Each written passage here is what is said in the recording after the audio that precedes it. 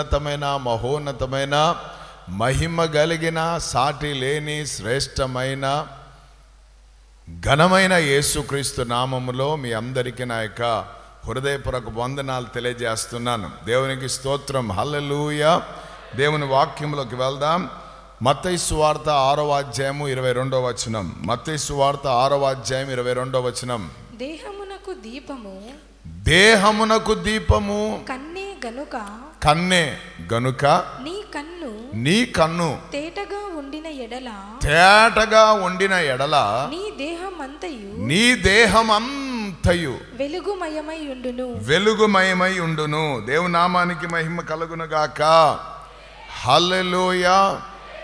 యేసుక్రీస్తు ప్రభువారు బాప్తిసము తీసుకున్న తర్వాత, ఆయన శోధింపబడిన తర్వాత, ఆయన శిష్యులను పిలిచిన తర్వాత ఒక కొండ మీద కూర్చొని అతడు బోధించడం ప్రారంభించాడు.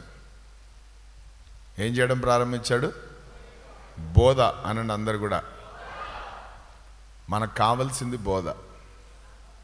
హల్లెలూయా. చాలామందికి బోధ అంటే పెద్ద బాధ. ఆమేన్.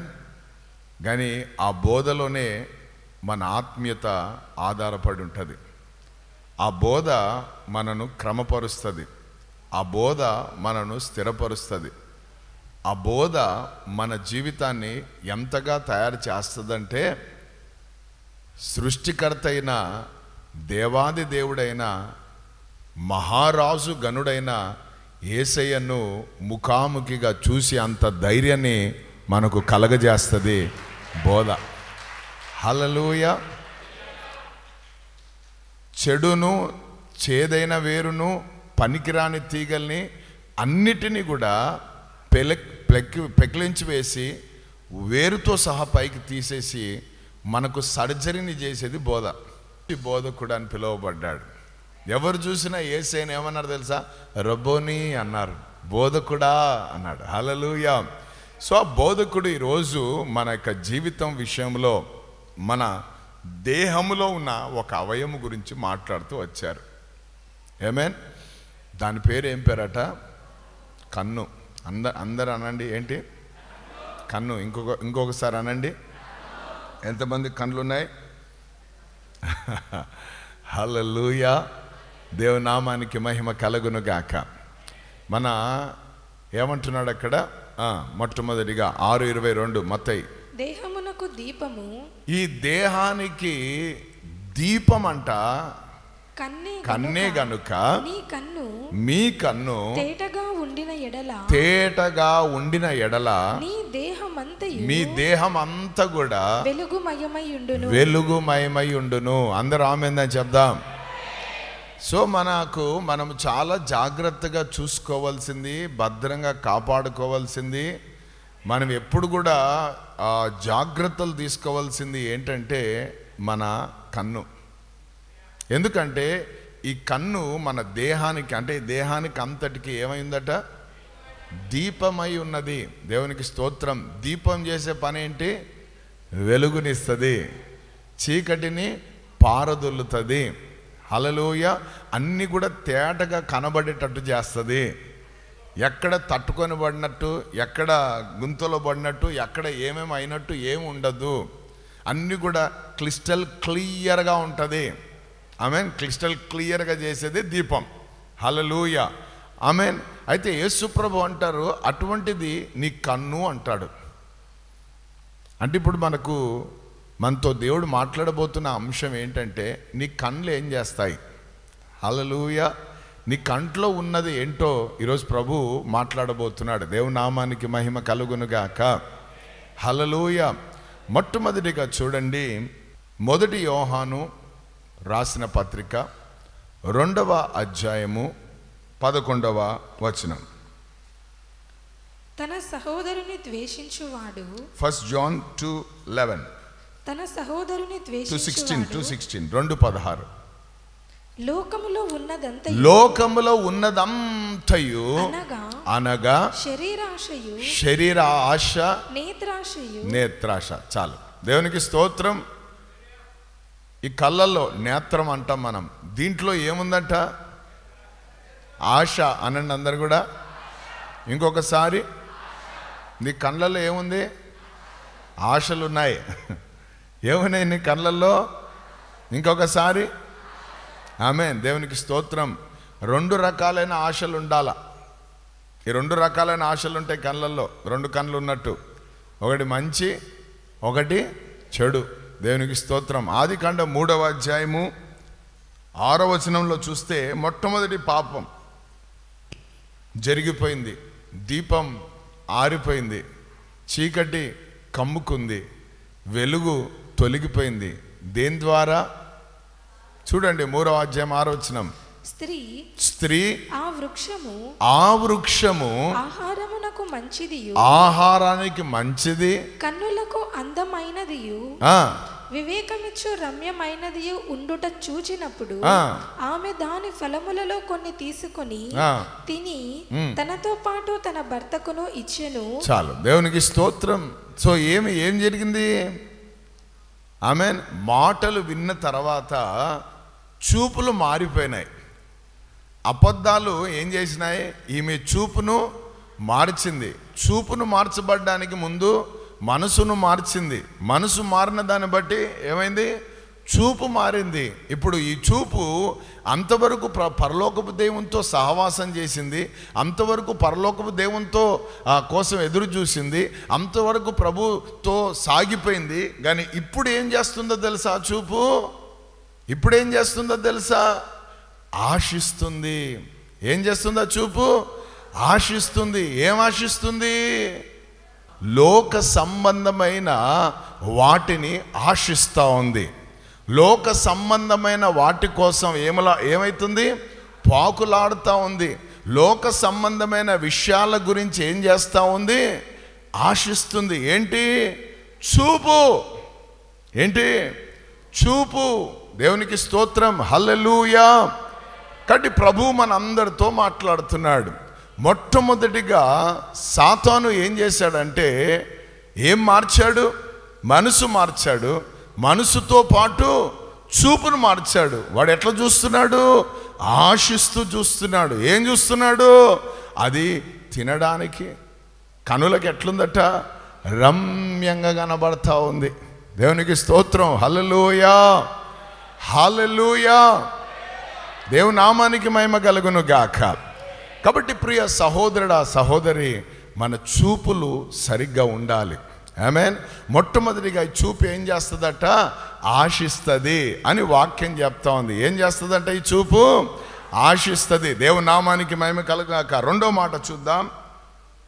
మత్తయి సువార్త 7వ అధ్యాయము 1వ వచనం నుండి 6 వచనాలు. మీరు తీర్పు తీర్చకుడి, అప్పుడు మిమ్మును గూర్చి తీర్పు తీర్చబడదు. దేవునికి స్తోత్రం. మీరు తీర్చు తీర్పు చొప్పునని మిమ్మును గూర్చియు తీర్పు తీర్చబడును. మీరు కొలుచు కొలత చొప్పునని మీకును దూలము నెంచక నీ సహోదరుని కంటిలోనున్న నలుసును చూచుట ఎలా? నీ కంటిలో దూలముండగా నీవు నీ సహోదరు పందుల ఎదుట వేయకుడి. చాలండి. దేవునికి స్తోత్రం. రెండవదిగా మనం చూస్తే, మన చూపు ఏం చేస్తుంది తెలుసా? తీర్పును తీరుస్తుంది. చెప్పండి అందరు కూడా. ఈ చూపులో ఏముందో తెలుసా? మాట ఉండదు, కానీ చూపుతో మనం ఏం చేస్తుంటాము? తీర్పు తీరుస్తుంటాం. Praise the lord. అందుకే ఏమంటున్నాడు? నీ ఎదుటివాని కంటిలో నలసును ఏం చేయాలట? తీసేసుకో. దేవునికి స్తోత్రం. హల్లెలూయా. మనం చూస్తే ఏం కనబడుతుంది అక్కడ? ఏం కనబడుతుంది? తీర్పు తీరుస్తుంది. ఏంటి?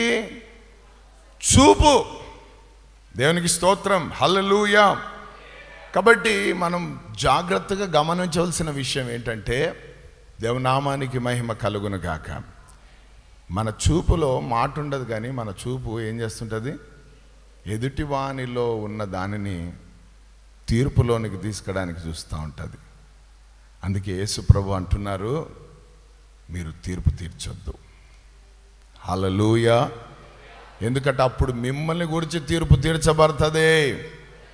అందుకే మనం చాలా జాగ్రత్తగా ఉండాలి. దేవునామానికి మహిమ కలుగును గాక. హల్లెలూయా.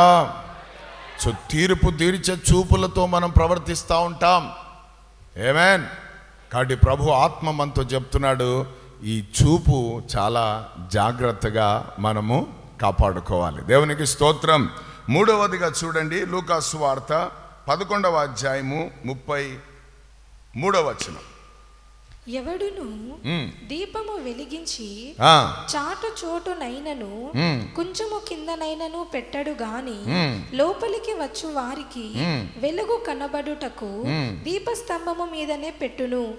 నీ దేహమునకు దీపము నీ కన్నే గనుక నీ కన్ను తేటగా నుంటే నీ దేహమంతయు వెలుగుమయమై ఉండును. Praise the Lord. హల్లెలూయా. మూడవదిగా చూస్తే మన చూపు ఏం చేస్తుంది తెలుసా? ఏం చేస్తుంది తెలుసా? సాక్ష్యాన్ని ఇస్తుంది. ఆమేన్. తేటగా మన చూపు ఉందనుకో, మన చూపు మనకేం కలగజేస్తుందండి? సాక్ష్యాన్ని. చెప్పండి అందరు కూడా, సాక్ష్యాన్ని కలగజేస్తుంది. దేవునామానికి మహిమ కలుగును గాక. హల్లెలూయా, హల్లెలూయా. కాబట్టి చూపుతో మనం సాక్ష్యం పొందుకుంటాం. ఆమేన్. ఎప్పుడైనా విన్నారా, ఏంది ఆయన అట్లా చూస్తాడు, ఏమేమో అట్లా చూస్తుంది అంటే ఏం చెప్తుంది? అది నీ సాక్ష్యాన్ని చెప్తా ఉంది. Praise the Lord. హల్లెలూయా. యేసు ప్రభు గురించి ఏం చెప్పబడిందో తెలుసా? యేసు ప్రభు గురించి ఏం చెప్పబడిందో తెలుసా? ఆయన ఎటువంటి చూపును కలిగి ఉన్నాడట తెలుసా? కనికరము కలిగిన చూపు. అందరూ ఆమేన్ చెప్పండి. హల్లెలూయా. దేవుని నామానికి మహిమ కలుగును గాక. ఆయన ఎటువంటి చూపు కలిగి ఉన్నాడట? కనికరము కలిగిన చూపు. హల్లెలూయా. దేవుని నామానికి మహిమ కలుగును గాక. సో ఏ చూపుతో ఉన్నాడైనా? కనికరము కలిగిన చూపు. అందరూ ఆమేన్ అని చెప్పండి. మనందరం కూడా జాగ్రత్తగా విందాం. మన చూపులు ఇక్కడ ఉండాలి ఇప్పుడు. హల్లెలూయా. మన చూపు ఏం కలగజేస్తుంది? సాక్ష్యాన్ని కలగజేస్తుంది. ఒక విశ్వాసిగా, ఒక దేవుని బిడ్డగా చక్కటి చూపు కలిగి ఉండాలి. ఆమేన్. దావీదు ఎటువంటి నేత్రములు కలిగిన వాడట? చక్కటి నేత్రములు కలిగిన వాడు.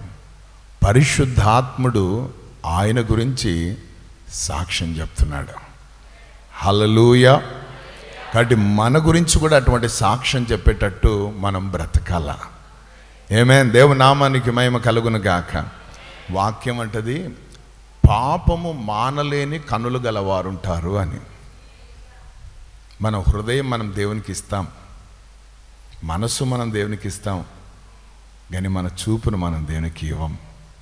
కానీ చూపులోనే వెలుగుంది, ఆ వెలుగులోనే జీవమున్నది. దేవుని బిడ్డలారా, హల్లెలూయా. కాబట్టి మనం ఎప్పుడు గమనించవలసిన విషయం ఏంటంటే, మనము మన చూపును బట్టి మనకు సాక్ష్యం ఉంటుంది. ఆమేన్. హల్లెలూయా. నువ్వు ఏ రీతిగా చూస్తున్నావు? ఆమేన్. నీవు నీ తల్లిదండ్రులను చూడవలసిన చూపు ఒకటి ఉంది, భార్యను చూసే చూపు ఒకటి ఉంది, భర్తను చూసే చూపు ఒకటి ఉంది, సేవకులను చూసే చూపు ఒకటి ఉంది. ఆమేన్. ఆ పడిన స్థితిలో ఉన్న వారిని చూసే చూపు ఒకటి ఉంది. హల్లెలూయా, హల్లెలూయా. అటువంటి చూపుతో మనం బ్రతకడం నేర్చుకోవాలి. దేవునామానికి మహిమ కలుగును గాక. కాబట్టి ఆత్మదేవుడు మనతో చెప్తున్నాడు, నంబర్ 1 మన చూపు ఆశిస్తుంది. ఆమేన్. నంబర్ 2 మన చూపు తీర్పులు తీరుస్తూ ఉంటుంది. హల్లెలూయా. నంబర్ 3 మన చూపు ఏం చేస్తుంది? సాక్ష్యాన్ని కలిగి ఉంటుంది.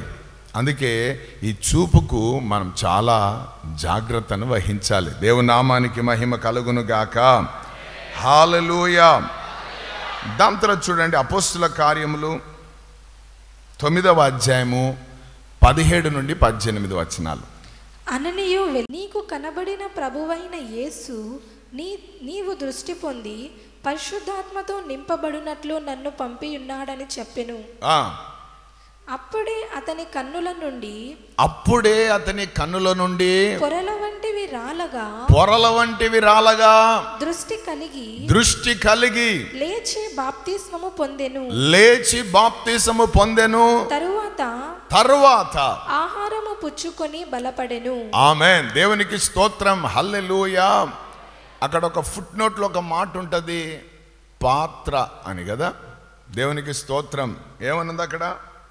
పాత్ర అయి ఉన్నాడు. దేవునికి స్తోత్రం. పౌలు గారు ఏమై ఉన్నారట? ప్రభు చేతిలో వాడబడే ఒక పాత్ర. దేవునికి స్తోత్రం. ఈ పాత్రగా మార్చబడ్డానికి కారణం ఏంటో తెలుసా? పౌలు యొక్క గుడ్డితనం తొలగిపోయింది. పౌలుకున్న గుడ్డితనం ఏమైంది? తొలగిపోయింది. సంఘాన్ని హింసించాలని, యేసునామమే లేకుండా చెయ్యాలని, రకరకాలైన కార్యాలు చేయడానికి అతడు ఆలోచన చేశాడు. కానీ జ్యోతిర్మయుడైన దేవుడు అతన్ని ప్రత్యక్షమైనప్పుడు అతనికి ఏమైంది? ఆమేన్. హల్లెలూయా. ఒక మాట చెప్పాలంటే బాహ్య నేత్రాలు పోయినాయి. అద్భుతం ఏంటో తెలుసా?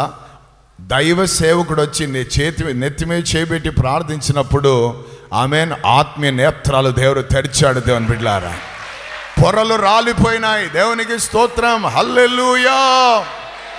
ఏం రాలిపోయినాయి?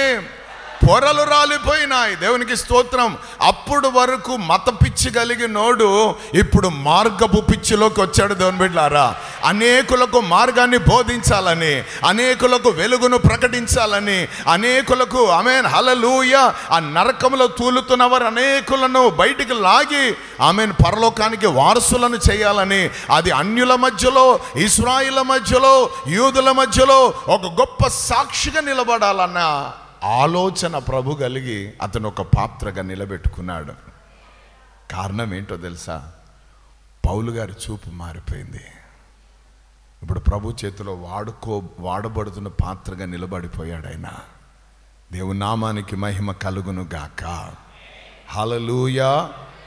హల్లెలూయా.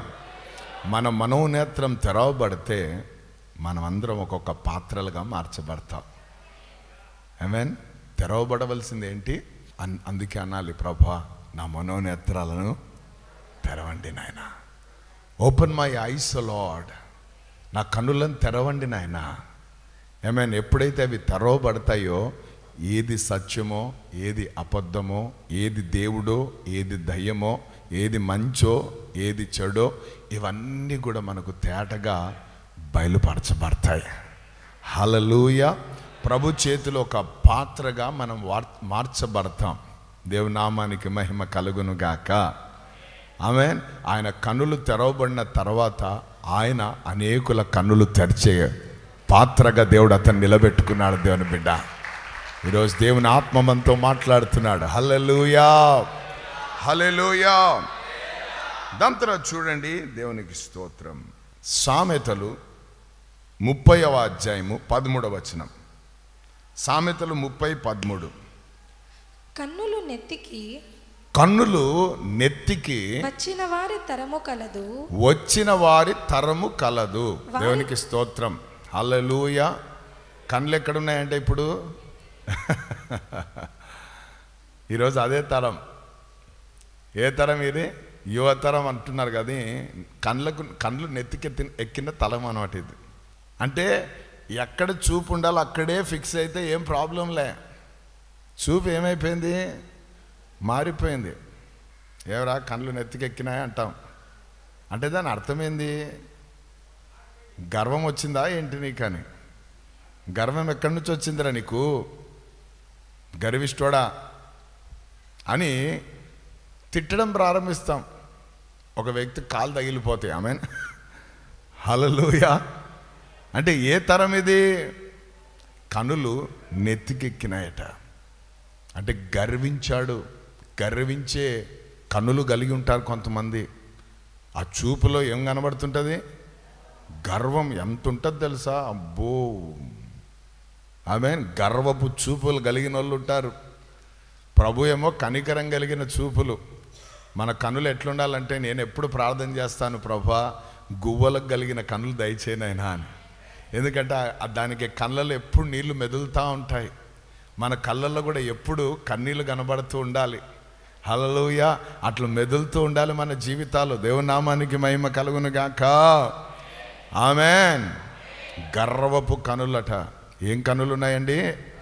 లోకంలో గర్వపు కనులున్నాయి. దేవునికి స్తోత్రం. హల్లెలూయా, హల్లెలూయా. దేవుని నామానికి మహిమ కలుగును గాక. ఒక ఆయన నాతో అంటాడు, అన్న చూసావా నువ్వు అన్నాడు. నాకు అర్థం కాలేదు, నేను చూడలేదు బ్రదర్ అన్నాను. ఒక గర్వపు చూపులు. అందుకే కొంతమంది కళ్ళు ఎట్లా పైకి నుంచి ఇట్లా స్కానింగ్ చేస్తాయి. ఆమేన్. దేవునికి స్తోత్రం. హల్లెలూయా. ఒకవేళ ఈరోజు నీకు అట్లుందంటే జాగ్రత్త. కొంతమంది ఇట్లా చూసి మాట్లాడేటోళ్ళు ఉంటారు. అంత తేరి చూడాల్సిన అవసరం లేదు. సైతాన్ని చూడు అంత తేరి. దేవుని మాత్రం, మనుషుల్ని మాత్రం ఏం చేయాలా? Praise the Lord. హల్లెలూయా. కాబట్టి ఆత్మదేవుడు చెప్తున్నాడు, మన చూపు మనకు సాక్ష్యాన్ని ఇస్తుందని నేర్చుకున్నాం. సో ఈ చూపులో ఏం కనబడొద్దు? గర్వం కనబడొద్దు. నీ చూపు కూడా మాట్లాడుతుంది. మాటలు లేవు కానీ చూపుకు మాట ఉంది. ఆమె ఏంది అట్లా చూసినాడంటే దాని అర్థం గర్వపు చూపు. కాబట్టి ఏ తరమట? అందుకే లోకంలో ఉన్నదంతయు శరీరాశ, నేత్రాశ, గంభం కదా, జీవపు డంబం. అంటే గర్వం, గర్వం, గర్వం, గర్వం. ఆ గర్వంతో ఈరోజు చాలామంది ఏమవుతున్నారు? చూపులు మనలో పనిచేయవు. ఆమేన్. దేవునికి స్తోత్రం. హల్లెలూయా, హల్లెలూయా. దేవునికి స్తోత్రం. నువ్వు ఎంత పెద్ద ఉద్యోగస్తునివైనా, నువ్వు ఎంత పెద్ద ఆస్తిపాస్తులు ఉన్న వాడివైనా, పేరు ప్రఖ్యాతి కలిగిన వాడివైనా, నీకు ఎంత ఈ లోకంలో గొప్ప విలువలున్నా, ఒక మాట చెప్పాలంటే నువ్వు ఎంత గొప్ప ప్రార్థనా యోధుడవైనా, నువ్వు నిలబడితే దయ్యాలు వెళ్ళిపోతుంటాయి, నువ్వు నిలబడితే అద్భుతాలు జరుగుతాయి, నువ్వు ఏది చేసినా నీ చూపు మాత్రం కరెక్ట్గా ఉండాలి. ఎక్కడ కూడా గర్వం కనబడొద్దు. హల్లెలూయా, హల్లెలూయా. అటువంటి దానికోసం అడగండి దేవుని దగ్గర. ఆమేన్. దేవునికి స్తోత్రం. హల్లెలూయా, ఆమేన్. కాబట్టి ప్రియ సహోదరుడా, ఇవి ఇక్కడ ఉండొద్దంట. ఎక్కడ ఉండాలా? ఎక్కడున్నాయి అక్కడే ఉండాలా. దాంట్లో ఏముండొద్దు? గర్వం ఉండొద్దు. ఏముండొద్దు? గర్వం. గర్వం ఉండొద్దు. చెప్పండి అందరు కూడా, ఏముండొద్దు? గర్వం ఉండొద్దు. దేవుని నామానికి మహిమ కలుగును గాక. హల్లెలూయా. దాని తర్వాత చూడండి మత్తయి సువార్త 26:43. నీ కనుల గురించి దేవుడు మాట్లాడుతున్నాడు. ఆమేన్. తిరిగి వచ్చి 26:43 తిరిగి వచ్చి వారు మరలా నిద్రించుట చూచెను. వారు మరలా నిద్రించుట చూచెను. ఏలయనగా వారి కన్నులు భారముగా ఉండెను. భారముగా ఉండెను. అందరూ ఆమేన్ చెప్పండి. హల్లెలూయా. ఎట్లున్నాయంట వాళ్ళ కన్నులు?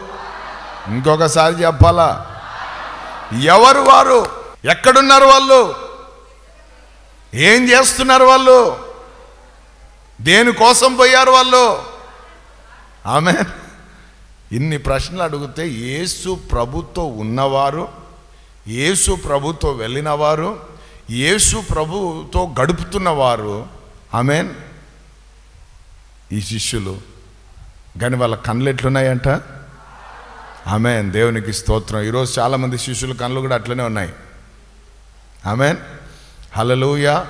లోకంలో టీవీ ముందు ఇంకా లోకంలో ఉన్నప్పుడు కళ్ళు బాగా పనిచేస్తాయి, కానీ సన్నిధికి రాగానే కూర్చోగానే ఏమైంటుంది? హల్లెలూయా. దేవునికి స్తోత్రం. సరే, భారమైన కనులు గలవారు ఉన్నారండి. చూపులో ఏముంది? భారం. Praise the Lord. హల్లెలూయా. అలసి సొలసిన స్థితిలో వచ్చే ఆ భారం కాదు మనకు ఉండాల్సింది. నశించిపోతున్న ఆత్మల పట్ల మనకు కావాల్సింది భారం. హల్లెలూయా. కోత విస్తారంగా ఉన్నది. ఆమేన్.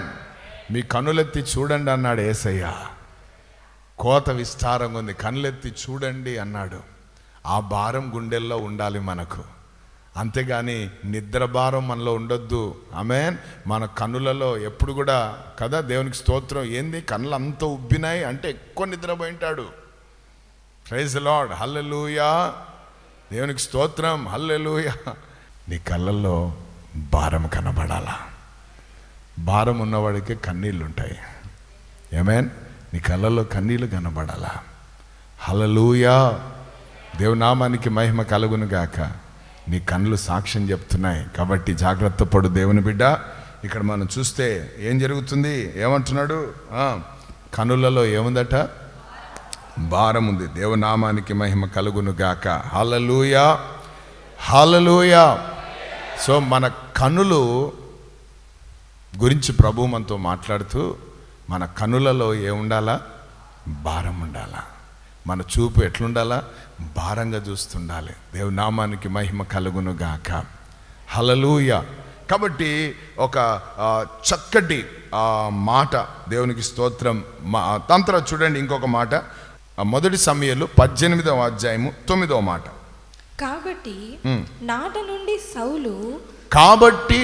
నుండి సౌలు దావీదు మీద విషపు చూపు నిలిపెను. సౌలు గారి కళ్ళు దేంతో నింపబడి ఉన్నాయి అంటే, చూపులో కూడా ఏముందట? విషం ఏం చేస్తుంది చెప్పాలి అందరూ కూడా? చంపేస్తుంది, హాని చేస్తుంది, లేకుండా చేయాలని చూస్తుంది. కాబట్టి పాములో విషయం లేదంటే ఎవరిలో విషయం ఉంది ఇప్పుడు అంటే? చూపులో ఎంత పవర్ ఉందో చూడండి. Praise the lord. అందుకే ప్రభు అంటాడు, నీ యొక్క కనులు నీ దేహమునకు వెలుగై ఉన్నాయి. సౌలు చీకట్లో ఉండడానికి కారణం ఏంటంటే, సౌలు మీద ఉన్న ఆత్మ అతన్ని వదిలేశాడు. దురాత్మ వచ్చి పట్టుకున్నాడు అతన్ని. దురాత్మ వచ్చి పట్టుకున్నాడు కాబట్టి ఈ దురాత్మ పట్టుకున్న వాళ్ళు అందరూ ఏం చేస్తారంటే అభిషక్తుల మీద తిరుగుబాటు చేస్తారు. ఆమేన్. హల్లెలూయా. ఏం చేస్తారు? దావీదు అభిషేకం పొందుకున్నాడు. ఆ పొందుకున్న అభిషేకముతో వచ్చి శత్రువును జయించాడు. ఎవరి వలన జరగనిది ఒక అభిషక్తుని వలన జరిగినది. ఆమేన్. అందరు గొలియాదుల ముందు నిలబడలేరుగా. అందరు గొలియాదుల ముందు నిలబడతారేమో కానీ ఎవరు కూడా వానితో కొట్లాడలేరు. దేవునికి స్తోత్రం. వానితో పోరాడగలిగిన ఒకరే ఒకరు, ఎవరి తలను దేవుడు నూనెతో అంటి ఉన్నాడో వారు మాత్రమే. హల్లెలూయా. అభిషేకం ప్రతి కాడిని విరగొడుతుంది. దేవునామానికి మహిమ కలుగును గాక. హల్లెలూయా. కాబట్టి ఆ అభిషేకముతో గొలియాదును ఏం చేశాడు? చంపేశాడు. దాని తర్వాత జరిగింది ఏంటంటే, అక్కడున్న ఇశ్రాయేల్ అందరూ కూడా దేవుడు చేసిన గొప్పతనాన్ని బట్టి, దేవుడు చేసిన గొప్ప కార్యాన్ని బట్టి, ఆమేన్, ఎవరి ద్వారా అయితే ఆ దేవుడు అటువంటి కార్యం జరిగించారో ఆ వ్యక్తులను పట్టుకొని ఏం చేస్తున్నారు? వీళ్ళు స్తుతిస్తున్నారు, గణపరుస్తున్నారు, గొప్ప చేస్తున్నారు.